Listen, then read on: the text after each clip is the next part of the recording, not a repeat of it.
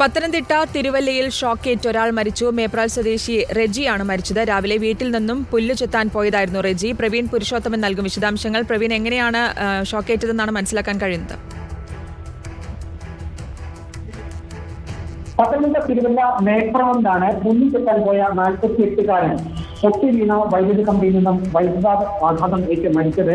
മേപ്രാൾ 10 തറയിൽ വീട്ടിൽ റെജിയാണ് മരിച്ചത്. ഇന്ന് രാവിലെ 10 മണിയോടെയായിരുന്നു സംഭവം. മേപ്രാളിലുള്ള new India church of God പള്ളിക്ക് സമീപം അവിടെയാണ് ഈ വൈദ്യുതി കമ്പി പൊട്ടി വീണ കിടന്നിരുന്നത്. അവിടെ വെച്ചാണ് റെജിക്ക് വൈദ്യുതാഘാതം ഏറ്റത്. രാവിലെ 6 മണിക്ക് വള്ളത്തിൽ പുല്ല് ചെത്താൻ പോയ റെജി ഏറെ നേരമായും വീട്ടിൽ മടങ്ങിയിരുന്നില്ല. തുടർന്ന് ബന്ധുക്കൾ ഈ റെജിയെ സംബന്ധിച്ച് അന്വേഷണം നടത്തിയിരുന്നു. ഈ അന്വേഷണത്തിലാണ് വെള്ളത്തിൽ മൃതദേഹം കണ്ടെത്തിയത്.